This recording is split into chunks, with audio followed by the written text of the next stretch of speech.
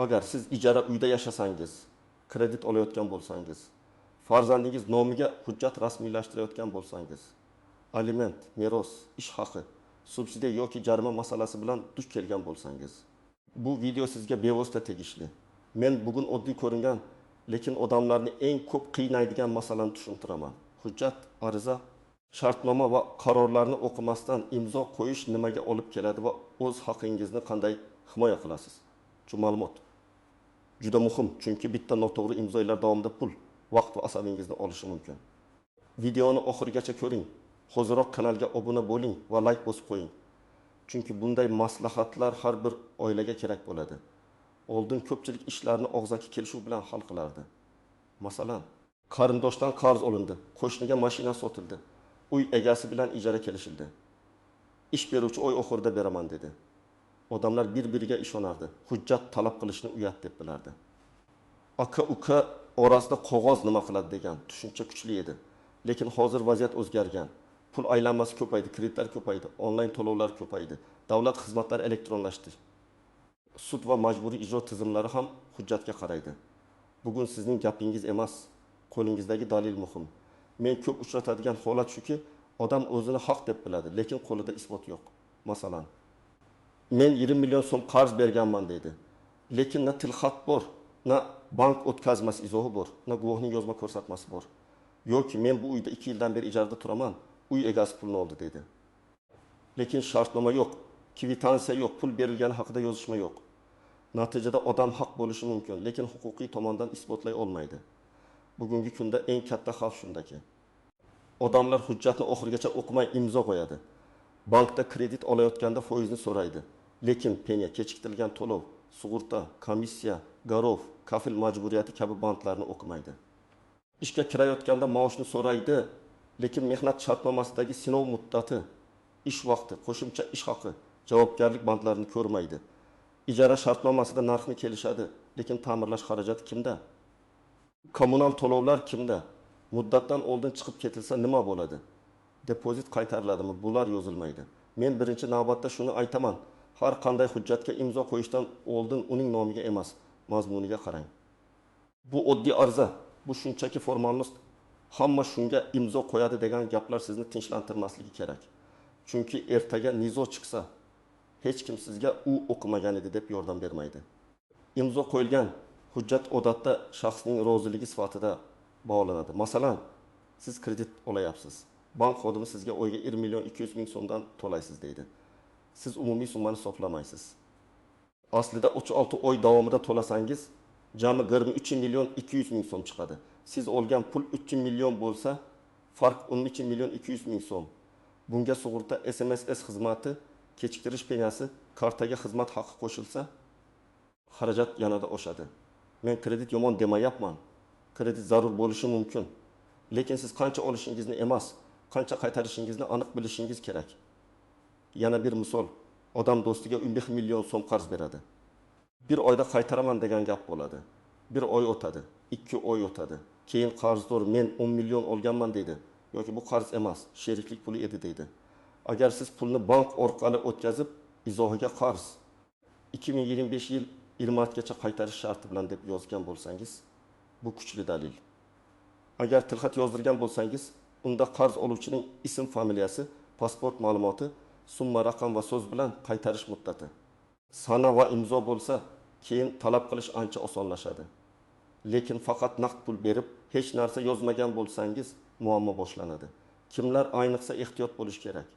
Birinchi navbatda kafil bo'layotganlar. Ko'pchilik kafil bo'lishni shunchaki tanishimga yordam deb tushunadi. Aslida kafil qarzdor to'lamasa, uning o'rniga to'lash majburiyatini oladi. Men shunday vaziyatlarni ko'rganman. Odam ukasiga yoki hamkasbiga kafil bo'ladi. Kredit 2 million so'm bo'ladi. Keyin qarzdor chetga ketadi yoki to'lamaydi. Bank esa kafilga murojaat qiladi. Kafil men pulni olmaganman deydi. Lekin hujjatda u javobgar sifatida turibdi. Demak, kafil bo'lishdan oldin agar u to'lamasa, men shu summani to'lay olamanmi deb o'zingizga savol bering. Ikkinchi guruh, ijara uyda yashaydiganlar. Ijarachi ham, uy egasi ham hujjatsiz yutqazishi mumkin. Ijarachi depozitni qaytarib ola olmasligi mumkin. Uy egasi esa uyga zarar yetkazilganini isbotlay olmasligi mumkin.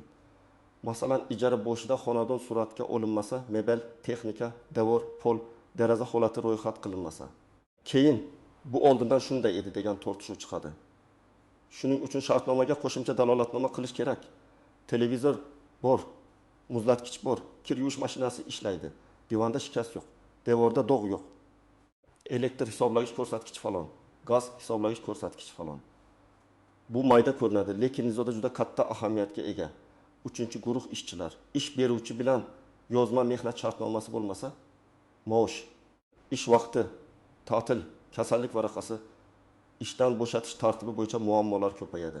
Masalan, odam oyga 4 million so'mga kelishgan, lekin rasmiy hujjatda 2 million so'm ko'rsatilgan. Keyin ish beruvchi faqat rasmiy summani tan oladi.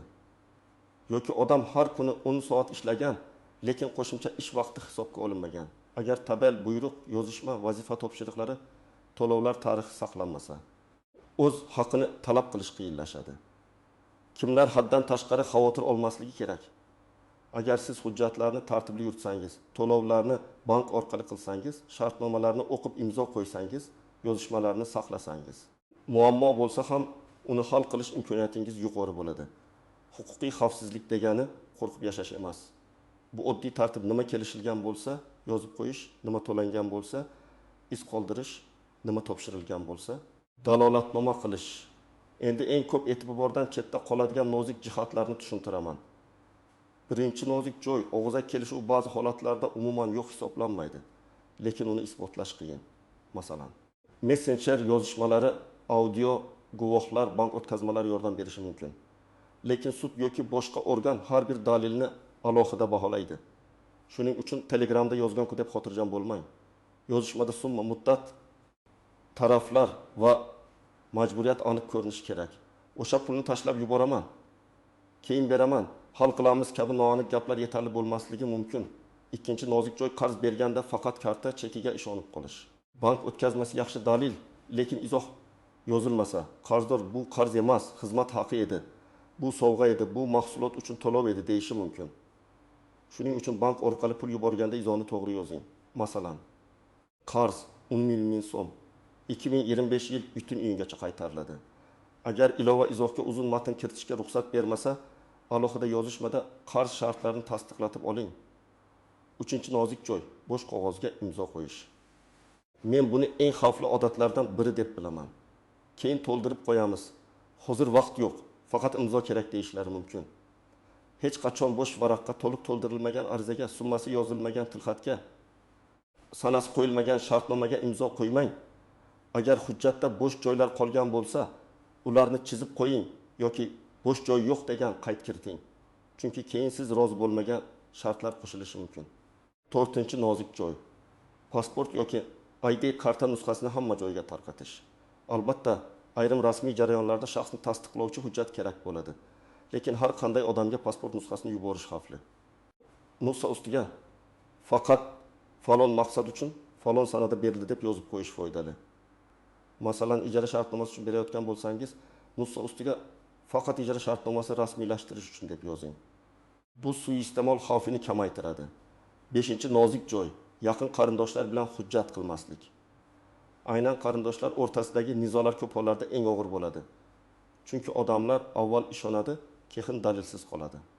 Masalan, aka-uka uy qurishga pul qo'shadi, lekin uy kimning nomida bo'lishi, ulush qancha bo'lishi, sotilsa pul qanday bo'linishi yozilmaydi. Bir necha yildan keyin uy narxi oshadi, munosabatlar buziladi. Kim qancha pul qo'shganini isbotlash boshlanadi. Shuning uchun hujjat ishonchsizlik belgisi emas, aksincha munosabatni saqlab qoladigan vosita. 6-nozik joy, notariusga borgan bo'lsangiz ham, hammasi avtomatik xavfsiz bo'lib qolmaydi. Notarius hujjatni tasdiqlaydi, taraflarning shaxsini tekshiradi, ayrim tushuntirishlarni beradi. Lekin siz o'qimagan shartlarga imzo qo'ysangiz, keyin men tushunmagan edim deyish har doim ham yordam bermaydi. Shuning uchun notarial hujjatni ham shoshmasdan o'qing. Tushunmagan band bo'lsa savol bering. Uyalish kerak emas. Siz o'z mulkingiz, pulingiz va kelajagingiz haqida qaror qilyapsiz. Endi aniq nima qilish kerakligini bosqichma-bosqich aytaman. Birinchi qadam. Har qanday pul munosabatida iz qoldiring. Qarz bersangiz imkon qadar bank orqali bering. Izoh yozing, tilxat oling. Tilxatda qarz oluvchining to'liq ma'lumoti, summa, muddat, valyuta qaytarish usuli, sana, imzo bo'lsin. Agar summa katta bo'lsa, notarial rasmiylashtirishni ko'rib chiqing. Masalan, 2 million so'm uchun oddiy tilxat yetarli bo'lishi mumkin. Lekin 20 million yoki 20 million so'm uchun notarius orqali qilish xavfsizroq. Ikkinchi qadam. Shartnoma tuzayotganda kamida 5 ta savolga javob toping. Birinchisi, men nimaga rozi bo'lyapman? Ikkinchisi, qancha to'layman yoki qancha olaman? Uchinchisi, muddat qachon boshlanadi va qachon tugaydi? To'rtinchisi, kim majburiyatni bajarmasa, qanday javobgarlik bo'ladi? Beshinchisi, nizolar qanday hal qilinadi? Agar hujjat bu savollarga aniq javob bermasa, uni aniqlashtirish kerak. Uchinchi qadam, hujjatlarni suratga olib, alohida papkada saqlang. Telefoningizda shartnomalar, to'lovlar, qarzlar, ijara, ish degan papkalar oching. Bank cheklari, kvitansiyalar, arizalar, javob xatlari, sud yoki tashkilot qarorlari. Yozishmalar, skrinshotlarni tartib bilan saqlang. Faqat telefonga ishonmang. Bulutli xotira yoki elektron pochta orqali o'zingizga yuborib qo'ying. Telefon yo'qolsa ham dalillar qoladi. To'rtinchi qadam. Davlat organiga yoki tashkilotga murojaat qilsangiz, og'zaki aytib ketmang, yozma ariza qoldiring. Arizada ism, familiyangiz, manzilingiz, telefon raqamingiz, muammo mazmuni, talabingiz va ilova qilinayotgan hujjatlar ro'yxati bo'lsin. Masalan, men falon sanada falon xizmat uchun to'lov qilganman, lekin xizmat ko'rsatilmagan. To'lovni qaytarishni yoki xizmatni ko'rsatishni so'rayman. Arizani 2 nusxada tayyorlash mumkin. Birini topshirasiz, ikkinchisiga qabul qilingan sana va raqam qo'ydirasiz. Elektron murojaat yuborsangiz, murojaat raqamini saqlab qo'ying. 5-qadam. Kredit yoki bo'lib to'lash shartnomasini imzolashdan oldin umumiy xarajatni hisoblang. Faqat oylik to'lovga aldanmang. Masalan, telefon narxi 4 million so'm. Bo'lib to'lashda oyga 40 ming so'mdan indichi oy bo'lsa, jami 5 million 400 ming so'm bo'ladi. Demak, ustama 20 million 400 ming so'm. Bu sizga ma'lum yoki yo'qmi? Qarorni shundan keyin qiling. Kechiktirilsa kuniga qancha penya yoziladi? Mahsulot qaytarilsa nima bo'ladi? Kafolat qanday ishlaydi? Bularni ham so'rang. 6-qadam. Ish joyida hamma narsani rasmiy qiling. Ishga kirayotganda mehnat shartnomasini talab qiling. Lavozim, maosh, ish vaqti, sinov muddati, ta'til, qo'shimcha to'lovlar yozilganini tekshiring. Maosh naqd berilsa, vedomost yoki tilxat bo'lishi kerak. Agar sizga rasmiylashtirma ishlayvering, keyin qilamiz deyishsa, bu kelajakda sizni himoyasiz qoldiradi. Kasallik, jarohat, ishdan bo'shatish yoki maosh kechikishi bo'lsa, yozma dalil juda kerak bo'ladi. 7-qadam. Ijara bo'yicha albatta yozma kelishuv qiling. Shartnomada ijara narxi, to'lov sanasi, depozit miqdori, kommunal to'lovlar, muddat. Muddatdan oldin chiqish tartibi, uyga zarar yetkazilsa javobgarlik, uy egasi qachon kelib tekshirishi mumkinligi yozilsin. Uy holatini suratga oling, video qiling, hisoblagich ko'rsatkichlarni yozing. Ijara tugaganda ham xuddi shunday dalolatnoma qiling. Kalit topshirildi, qarzdorlik yo'q, depozit qaytarildi yoki falon sabab bilan ushlab qolindi. 8-qadam. Nizoni kuchaytirmasdan oldin yozma ogohlantirish yuboring. Masalan, qarzdor pulni qaytarmayapti. Darhol janjal qilish yoki tahdid qilish o'rniga yozma ravishda talab yuboring. Siz falon sanada falon miqdorda qarz olgansiz, qaytarish muddati o'tgan. Falon sanagacha qaytarishingizni so'rayman. Bu xabarni messenjer, pochta yoki boshqa isbotlanadigan usulda yuboring. Keyin kerak bo'lsa sudga yoki vakolatli organga murojaat qilish osonroq bo'ladi. 9-qadam. Tushunmagan hujjatni mutaxassisga ko'rsating. Bu har doim ham katta xarajat degani emas. Ba'zan bir marta maslahat olish sizni millionlab so'mlik xatodan saqlaydi. Ayniqsa uy oldi sottisi, miros, katta qarz, biznes sheriklik. Garov, kafil bo'lish, ajrimdagi mulk bo'linishi kabi masalalarda shoshilmang. Bir kun kech imzo qo'yganingiz yaxshi, lekin yillar davomida pushaymon bo'ladigan hujjatga bugun imzo qo'ymang. 10-qadam. Hissiyot bilan qaror qilmang. Firibgarlar va insofsiz odamlar ko'pincha shoshirish usuldan foydalanadi. Bugun imzo qo'ymasangiz imkoniyat ketadi. Hozir pul tashlamasangiz narx oshadi. Buni hech kimga aytmang. Faqat sizga aytyapman degan gaplar xavf belgisi. Haqiqiy va halol kelishuv sizga o'qish, tekshirish, maslahat olish uchun vaqt beradi. Agar kimdir sizni shoshirayotgan bo'lsa, aynan shu joyda to'xtab 2 marta o'ylang. Bugun men sizga bitta asosiy fikrni yetkazmoqchiman. Huquqingizni himoya qilish sudga borishdan boshlanmaydi. U birinchi imzo qo'ygan paytingizdan boshlanadi. Pul berdingizmi? Dalil qoldiring. Shartnoma tuzdingizmi? O'qing. Ishga kirdingizmi? Rasmiylashtiring. Ijaraga kirdingizmi? Holatni yozib qo'ying. Kafil bo'lyapsizmi? Oqibatini hisoblang. Hujjatlarni saqlang. Arizalarni yozma bering. Tushunmagan joyda mutaxassisdan so'rang. Agar siz yoki tanishingiz shunday vaziyatga tushgan bo'lsa, kommentariyada yozing. Qaysi holat eng ko'p uchrayapti? Qarzmi, ijarami, kreditmi yoki ish haqi masalasimi? Fikringiz boshqalarga ham foyda bo'lishi mumkin. Videoga like bosing, kanalga obuna bo'ling va bu videoni yaqinlaringizga yuboring. Chunki bitta to'g'ri maslahat kimningdir pulini, uyini yoki mehnatini saqlab qolishi mumkin.